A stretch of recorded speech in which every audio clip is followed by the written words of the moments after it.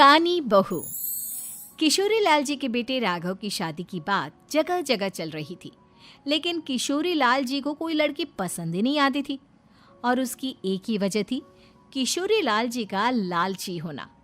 उनको लड़की वालों से मोटा दहेज चाहिए था और इसी चक्कर में एक दिन वो एक बहुत पैसे वाले के घर अपने बेटे का रिश्ता लेकर पहुंचे। उस आदमी का नाम था ओम प्रकाश। देखिए किशोरी लाल जी, मेरी एक ही बेटी है और मेरी सारी संपत्ति जायदाद सब कुछ मेरी बेटी नैना का ही है। पापा, नाम से लगता है बहुत खूबसूरत होगी। कितना अच्छा नाम है ना, नैना। ओ, वैसे बात तो सही है आपकी। अब इतना पैसा है, जमीन जायदाद है, इकलौती बेटी, आप भी क्या करेंगे? सब कुछ उसे ही देंगे ना। बिल्कुल ठीक पहचाना आपने। बस बेटी की शादी और सारी जायदाद उसके नाम।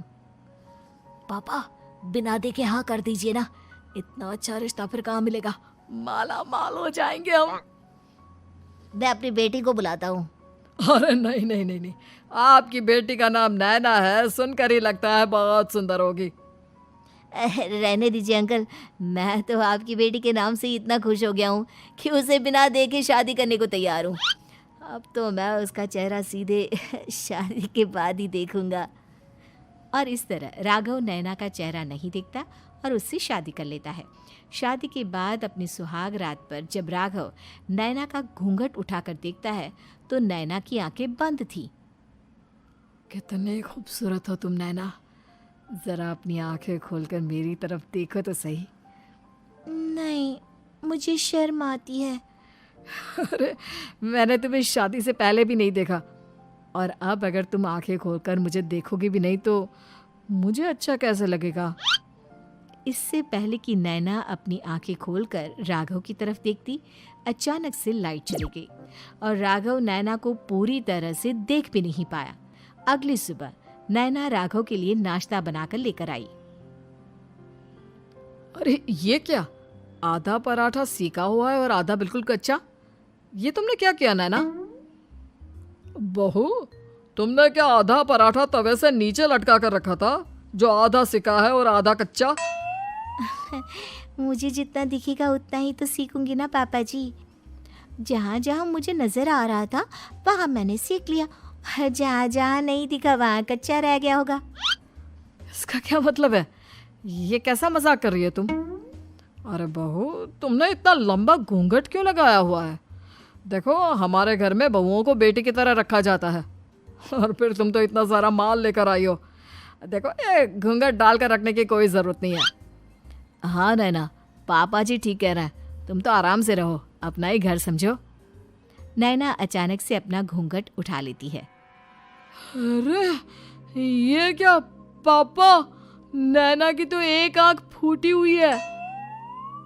नाम से नैना, लेकिन ये तो कानी बहू निकली।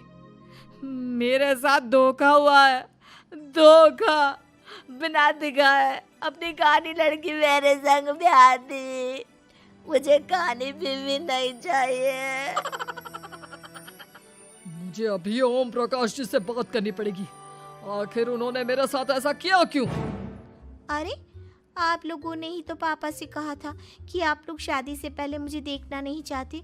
अब मेरे पापा पर क्यों इल्जाम लगा रहे हैं? अरे लेकिन उन्हें बताना तो चाहिए था ना कि तुम कानी हो, एक आंख से तुम्हें दिखाई नहीं देता। किशोरी लाल और राघव नाराज होकर ओम प्रकाश को अपने घर बुलाते हैं। पापा जी, ये आपने क्या किया? शादी से पहले बताया क्यों नहीं कि नैना की आंखों में परेशानी है? अरे, आप ही ने तो लड़की देखने से मना कर दिया था। और लेकिन आप बता तो सकते थे। आपको तो हमारी बेटी की प्रॉपर्टी चाहिए थी, वो भी पूरी की पूरी। अब क्या हुआ अगर उसे आधा दिखाई देता है? प्रॉपर्टी तो आपको पूरी मिल गई ना। अरे ये क्या बात हुई? मेरी शादी प्रॉपर्टी से नहीं, आपकी बेटी से हुई है। अब ये तो पहले सोचना चाहिए था, तब तो मेरी प्रॉपर्टी देखकर तुम्हारी जुबान लप लपा रही थी। लेकिन मैं कानी लड़की को अपनी बीवी बनाकर नहीं रख सकता। पापा, कुछ करिए ना आप। हाँ, करता हूँ। देखिए ओम प्रकाश जी, आप हमारे साथ ऐसा नहीं कर सकते। और तुम देखो, अगर तुमने मेरी बेटी से शादी तोड़ी ना, तो जो भी प्रॉपर्टी मैंने तुम्हें दी है वो तो पूरी की पूरी वापस ले ही लूँगा, और आधी प्रॉपर्टी तुम्हारी भी लूँगा। अरे मेरी आधी प्रॉपर्टी भला क्यों लेंगे आप? इसलिए क्योंकि मेरी बेटी को आधा नज़र आता है और उसकी नज़र अभी तक तुम्हारी आधी जायदाद पर ही पड़ी है। अब तुम उसे घर से निकालोगे तो कुछ तो लेकर जाएगी ना। और अगर हम आपकी बेटी को अपने घर की बहू बनाकर रखे तो? तो तुम्हारी पूरी प्रॉपर्टी तुम्हारी ही रहेगी, और जो मैंने तुम्हें दिया है ना, उसमें से बस मैं आधा लेकर जाऊंगा। अरे लेकिन अब आप अपनी दी हुई प्रॉपर्टी में से आधी वापस क्यों लेकर जाएंगे? अगर मैं आपकी बेटी को अपनी पत्नी बनाकर रखने को तैयार हूं तो? इसलिए ताकि भविष्य में अगर तुम मेरी बेटी को धोखा दो तो उसके पास कुछ तो रहे जो पति का हो। वैसे मेरे पास तो बहुत कुछ है, लेकिन अपने पति की कोई निशानी तो उसके पास होनी चाहिए ना। अब अगर तुमने मेरी बेटी को कहानी कहा तो तुम्हें प्रॉपर्टी भी कहानी ही मिलेगी, पूरी नहीं। जमाए राजा। किशोरी लाल और राघव समझ चुके थे कि वो बुरी तरह फंस चुके हैं और अब उनके पास वहां से निकलने का कोई चारा नहीं है। अब समझ में आया ना, लालच बुरी बला होती है। एक तो तुम्हें प्रॉपर्टी मिली, ऊपर से बीवी मिली, उसमें तुम्हें नखरे भी दिखाने हैं। आए बड़े, चुपचाप बैठो दोनों। कुछ दिनों के बाद नैना राघव की कार लेकर बाजार घूमने निकलती है और जब कार लेकर वापस आती है, ये क्या? एक तरफ से मेरी गाड़ी पूरी खराब हो चुकी है।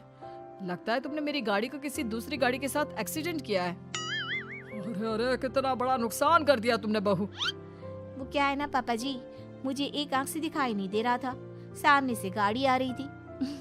मुझे तो सिर्फ आधा ही दिखाई दिया और वो गाड़ी मेरी कार से रगड़ते हुए निकल गई।